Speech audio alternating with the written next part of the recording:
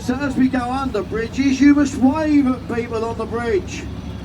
It is the only time in Britain you can give people a five-fingered wave and get a five-fingered wave back. Usually you give people a wave and then you just get a one-fingered wave back. Alright, you must sit down. Okay guys, as we go under Westminster Bridge, give the people on the bridge a wave, but do not look up. There's a Scotsman up there playing his bagpipes. I'm not explaining that. You know what they say about men and their kilts. Come on people, make some noise! Hey! Hello up there! Hello on the bridge! Hello! Oh, there you go, you got your wave, fantastic. Okay, so the Palace of Westminster, not an old palace. You must sit down, guys. There's been a palace on that site for nearly 1,000 years. King Canute had a palace over there in the 1020s after King Canute, Edward the Confessor. But the oldest part of that palace is Westminster Hall. Part of a palace that was built by a chap called William Rufus in 1095. The palace that William Rufus built lasted right the way through to 1845. A great big fire burnt the whole palace down. The competition was held, won by a chap called Charles Barry, with his assistant Augustus Pugin, to redevelop a home for Parliament. And they developed that magnificent Gothic Elizabethan edifice you can see on the right hand side. 826 lords and ladies, 650 MPs. Anybody in Britain can become a lord or a lady. All you've got to do is get to the top of your tree in your chosen profession. It doesn't have to be politics. It can be the law, genetics, sport, engineering, charity, anything at all. Once you've got to the top of your tree in your chosen profession, you can be made a lord or a lady. The object is that you bring your knowledge and experience to the chamber. The lords advise the commons. The commons are elected, the lords are appointed. So the lords are a lot like your mother-in-law. Gives you great advice, but you don't have to take it. Okay guys, so as we spin the vessel round, on the left hand side you can see St Thomas's Hospital, one of the world's leading teaching hospitals. The nurses in St Thomas's Hospital call themselves Nightingales as a tribute to Florence Nightingale, the famous nursing sister who formed her nursing school in St Thomas's Hospital when it was down in Southwark. But looking back to the palace, the nearest tower to us is the Victoria Tower, the Archive Tower. The middle tower is St Stephen's, that lets out all the hot air. There's an awful lot of hot air over there, guys. Can you all see Big Ben? Yes! No, you can't, because Big Ben is the 13.5-ton bell that sits inside of the Elizabeth Tower, the tower with the scaffolding on it. And why is the bell called Big Ben? And it might be after Sir Benjamin Hall, the Clerk of Works, when we rebuilt the chamber, or it might be after a chap who used to work at the Whitechapel bell foundry, a chap called Ben Jacobs. He was quite a tall chap, the ladies told us he was a big bloke, and the ladies nicknamed him Big Ben. And I'm not going to explain that. Okay guys, as we sail under Westminster Bridge, the iron and steel for Westminster Bridge was manufactured by Thames Iron Works, the same company that later morphed into West Ham United, so we have a direct link with the West Ham as we sail under the bridge. We're coming down to the London Eye, the world's largest cantilever observation wheel. It's called an observation wheel because the pods are on the outside. 32 pods, one pod for each borough in London, no number 13. People wouldn't get in number 13 for superstitious reasons. We've had a lot of things happen on the Eye. We've had 800 marriage proposals, 13 rejections. Takes half an hour to get round. What would you talk about? Will you marry me? No! Why not? You're not Big Ben. I'm not going to explain that either. So coming down to Hungerford Railway Bridge. It's a market in Brunel was commissioned to build a bridge over the Thames to Hungerford Railway across to Charing Cross Railway Station on the left hand side. And we have a new Charing Cross Railway Station. Terry Farrell was commissioned to rebuild Charing Cross Railway Station on the left, and he made it look like a steam train coming out of a tunnel with smoke billowing in the background. If you can see that, I think it looks like a toaster.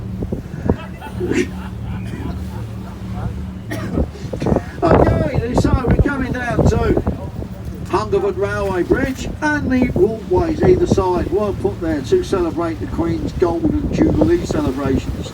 So they are in fact royal walkways. So as we go under the bridge, you must give the people on the bridge the royal wee. Show me the royal wee. There you go. Just think yourself lucky they're not doing the royal wee back again. Okay guys, so on the right hand side, this is the South Bank, this is the cultural centre of London. And 1951 we had the Festival of Britain to celebrate Britain's greatness in the world. That festival lasted a few years, and all we got left of it now is the Festival Hall, Hayward Gallery, personal rooms, Queen Elizabeth rooms, British Film Institute and the National Theatre. But we are coming down to Waterloo Bridge. Waterloo Bridge is called the Ladies' Bridge because during the Second World War the old Waterloo Bridge got bombed. All the men was off fighting, so the ladies rebuilt the bridge. You know what, girls? They built it on time and on budget. Yes. Give me a woo! And they made it out of self-cleaning stone. Only a lady, eh? It's also called the Ladies' Bridge because it is the longest bridge on the Thames, and it goes on and on and on. No, naughty, we don't do naughty things on the Silver Bonita. Well, not till tonight at least. So looking back to the right hand side of the vessel, the starboard side of the vessel, the first building that we see as we come out from underneath Waterloo Bridge is the National Theatre.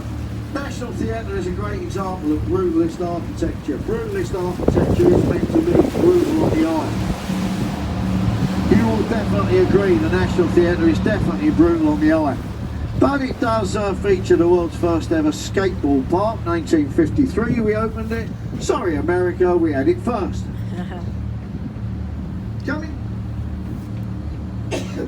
Coming down too, there's some trees on the right hand side. At the end of the trees there's a little inlet. This is Riviera Beach. This is London's 5-star beach resort. Who needs Barbados? We got Riviera Beach. The area behind the little hidden gem, you got great quality shops, restaurants, pizzerias in there. Gabriel's Walk. Love, you must sit down. You must sit down. I can't see through your head. Can you see the building on the right side that's got a tower on top? Somebody tell me, what does the tower say? Oxo. No, it doesn't. Doesn't say anything at all because this is a royal river. You're not allowed to advertise on a royal river. But the Oxo company bought that building to manufacture their tubes. They put up that tower. They were prosecuted, and in court they had their very clever lawyer plead to a particularly stupid judge. No, it doesn't say Oxo. It doesn't say anything at all. We just ordered a random selection of circles and straight lines. Purely coincidentally, it happens to say Oxo, and they got away with it. But we are coming down to Blackfriars Bridge. And on the right of the bridge there's a very tall building. This is the actual address is number 1 Blackfriars, but in London we nickname all of our buildings, and the nickname for that building with the bum on the side is the Kim Kardashian. Yeah, I don't understand it either. There you go. Now, the stanchions of Blackfriars Bridge feature birds, dicky birds. This side they are freshwater birds, the opposite side they are saltwater birds. Because the Victorians thought the river changed from being freshwater to saltwater here at Blackfriars. It doesn't actually, it's up at Teddington, but the Victorians thought it was here. Okay guys, now coming down to Blackfriars Bridge, and this area gets its name from a monastery that used to sit on the bank of the river, and the monks in the monastery used to wear black robes, so the area became known as the Blackfriars. Between the two bridges there are mysterious stanchions in the river. What are they? Are they the River Stonehenge? Are they gigantic bird feeders? Well, I'm not going to tell you. I'll tell you on the way back, because what's a river cruise without a bit of suspense? What I will tell you as we come out from under the second of the two bridges is on the right hand side you can see a very tall chimney. Charles Gilbert Scott, the designer of the famous red telephone boxes in London, designed two power stations, Battersea and Bankside. They stopped producing electricity in the early 1980s, and Bankside on the right hand side has now morphed into the Tate Modern. So Britain's collection of modern artwork. If modern artwork's not your thing, it's not my thing. There is a free to get into cocktail bar, guys. I promise you, if you go in the cocktail bar, the artwork will look an awful lot better when you come out. It might even talk to you. The bridge we're coming down to, Norman Foster's Millennium Bridge, nicknamed the Wiggly Bridge because when people started walking over it, it started swaying from side to side. People were sick on the riverboats.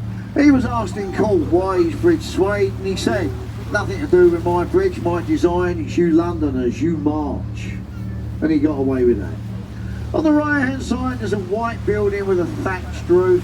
This is Shakespeare's Globe Theatre. Shakespeare built his actual Globe Theatre 50 metres inland from there, in Park Street. An American, Sam Wanamaker, come to London looking for the monument that must be it, of Britain's greatest ever playwright, couldn't find anything, decided to build his own monument in the form of an authentic reproduction of Shakespeare's Globe Theatre. But we are coming down to Southwark Bridge, nicknamed the Lonely Bridge. Give me an R. Give me a louder R. Great. Because it is the bridge with the least amount of footfall, the least amount of vehicle traffic. It did feature as London Bridge in Mary Poppins, but it's still lit by gaslight at night. So it's a mecca for lovers up there. Now on the right hand side you will see Bankside. Now if you go back 1700s, if you wanted any entertainment in London, bear baiting, ball baiting, naughty ladies, drinking, theatre, you'd have to go to Bankside. And the last vestige of that is the Old Anchor Tavern on the right hand side. Parts of that pub go back to 1620. Ben Jonson the playwright, Dr. Johnson the chap who wrote the dictionary, Samuel Pepys and Charles Dickens all drunk in that pub. My colleague Shearer drinks in that pub. She says it's haunted. She says she's seen many spirits behind the bar. Guys, do not look to the left hand side. For your own benefit, don't look to the left. Good, you're not looking. Look to the right. There's a pirate ship over there. Just about make it out. It's not a pirate ship. It is the authentic reproduction of Sir Francis Drake's Golden Hind, 1577. Francis Drake circumnavigated the world. He left with 84 men, he come back with 42. He did come back with £25 million worth of treasure that he borrowed from the Spanish and the Portuguese. It's enough to pay off our national debt 3 times, so we didn't execute him. Instead of which we give him a knighthood, nice place to live, King Elizabeth I. Thank you Spanish, thank you Portuguese, you ain't getting it back. This is the world famous London Bridge. We'll talk more about London Bridge on the way back. But as we come out from underneath London Bridge, if you look to the right, there's a very tall building. This is Renzo Piano's Shard. It is the tallest building in Western Europe. It's 72 stories. There was going to be 73, but that's another story. It's over 1,000 foot tall. You've got a 6-star hotel in there. You've got businesses in there. You've got apartments in there. You can buy an apartment in there for £50 million. Then you get to take your friends up the Shard. The warship we're coming down to, HMS Belfast, was built in the Harlem Wharf Yard in Belfast, the same yard that built the Titanic. It was commissioned in 1936, had a stellar career in the Royal Navy, fought in the Arctic convoys, Russian convoys, Atlantic convoys, the Korean War, sunk the Scharnhorst, and it has the distinction of being a vessel that fired the first salvos onto the beaches of D-Day, 6th of June 1944. But we are coming down to Tower Bridge. Dude, sit down. Oh my goodness. but he can't see through your head. It's health and safety, guys. My goodness. Okay guys, I would remind everybody they must stay sitting down, otherwise the skipper can't see to drive the boat. So Tower Bridge is a vascular bridge. What the fuck? It's an iron and steel bridge. The bascules raised up in the middle to let tall ships Sit through. down, The stone please. cladding was put there by the Victorians to make the bridge sympathetic with the Tower of London on the left hand Oh side. my goodness. Sit down! God dang it! Thank Jesus you. freaking Christ! Okay, at one time you get up to 40 rises a day, now you're lucky if you get one rise a day. Now there's a tradition on the Thames that says if you wave and shout and scream and holler at people as you go under the bridge and get a wave back from people, you will have 5 years good luck. It stems from the Victorian sailors. This was the last opportunity they had to wave at people when they was going off on their voyages around the world. If the people on the bridge waved back, it was probably their relatives, they probably returned safe and sound.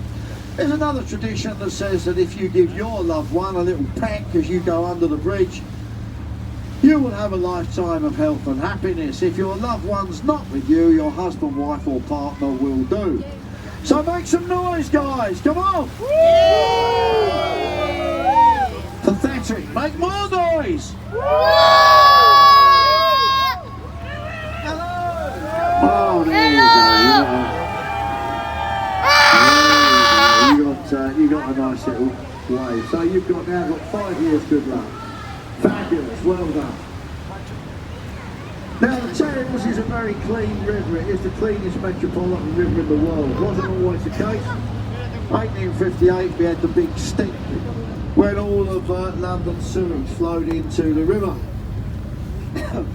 River got that bad, Parliament could not function. That is the best view you will ever have of Tower Bridge. Your new Facebook moment. Parliament instructed a Victorian engineer to build sewers down either side of the Thames. This constricted the river, made the river flow a lot faster, but it did clean the river up. So now we have 120 species of fish in the Thames. Eels, trout, salmon, seal, walruses, mermaids. On a Saturday night, you can definitely see a mermaid in the Thames. See many, many mermaids on a Saturday night. On the right hand side, guys, there is the Tower of London. Britain was invaded in 1066 by William the Conqueror. And what he used to do is destroy the area around where he invaded as a way of imposing his will on the people of that area. But he didn't destroy the city of London, which was established by the Romans in AD 44. And it makes money. That's what it does. So William the Conqueror didn't destroy the city, instead of which he built the White Tower, the area in the complex in the middle of the tower. Opened in 1078 as a way of imposing his will on the people of London. Only 7 people had ever been executed inside the Tower of London. You had to be royal. 117 executed outside on Tower Hill. People don't understand about Sydney. On the right hand side, the starboard bow, you can see a tall column. This is the monument. 1666 we had the Great Fire of London, when 80% of the city burned down. Sir Christopher Wren was commissioned to rebuild the city, but first he built the monument, 62 metres tall, as a way of Londoners being able to watch their city be rebuilt around them. If you laid the monument down, the tip of the monument would reach Pudding Lane, where the Great Fire started. On the right hand side there's a building with a clock face on it. This is Customs House, where time gone by people would go to pay the duty that's payable to the Crown. The building next door with the fish on top, Billingsgate Fish Market. At one time all of the fish that was caught in the River Thames was auctioned off in Billingsgate Fish Market. It is said you're not a true Londoner unless you've worked in Billingsgate Fish Market. Michael Caine worked over there, the Craig twins worked over there, I worked over there. When Queen Victoria visited, she said the fish is good, but the language is foul. Coming down to London Bridge, we've had many, many London bridges. this London Bridge is the medieval bridge which featured properties on that bridge. That bridge featured a chapel which was dedicated to Thomas à Becket. It also featured the world's first ever public toilets, which were sponsored by Dick Richardson, the real Richard Whittington, who was Lord Mayor of London 6 times. As we sail under London Bridge, just think yourself lucky there's not public toilets up there now. If you look between the two buildings on the right hand side, you get a very good view of the monument. This is your new picture moment. On the right hand side, between the two buildings, the monument. Now the City of London is, as I said, established by the Romans, AD 44, it makes money. The Romans put a wall round the city with gates in the wall, Bishopsgate, Aldgate, Cripplegate, places like that. And the City of London is dedicated to making money, but if you want to ply your trade in the City of London, you must belong to a livery company. These are a lot like trade unions. You then do your 5-year apprenticeship, you then be inducted into the livery company hall. I'll point out one of the big livery company halls a little bit further up the river.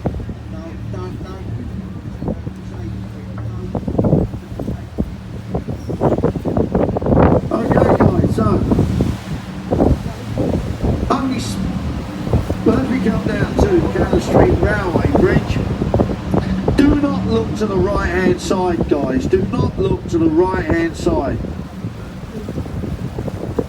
because the windows under the bridge on the right are a sauna, and they put the windows in the wrong way round. We can see in, they can't see out. Don't look, you might see naked people. You're all looking. You're all taking pictures. Okay, so only 7,000 people live in the City of London. 350,000 people come to the city at work every day. All of their rubbish is taken away from the last working wharf in the City of London, which is Walbrook, just on the right hand side between the two bridges. Wharf, incidentally, is warehouse at riverfront.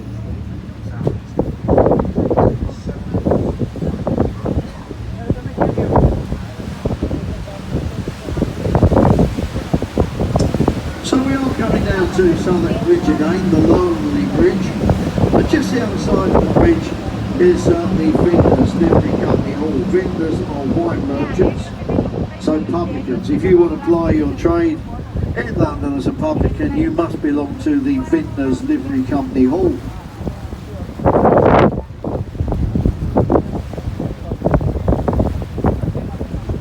Just beyond the Vintners Hall on the right hand side, you can see an inlet.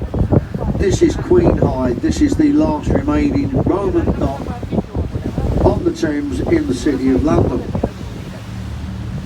It's now grade 2 listed. You really shouldn't go down there. You certainly shouldn't muddle up now. But coming down to the Millennium Bridge again, if you look to the right hand side as we sail under the bridge, you will see St Paul's Cathedral. We've had 5 St Paul's Cathedrals. The 4th one was the tallest building in the world at one time. That burnt down in the Great Fire of London. Sir Christopher Wren was commissioned to rebuild the current St Paul's Cathedral, and he made it 365 metres tall, 1 foot for each day of the year, and it does feature the world's 2nd largest cathedral domed roof after St Peter's Basilica in Rome. Lots of things have happened in there. Admiral Lord Nelson, Duke of Wellington, Sir Christopher Wren are all buried in there.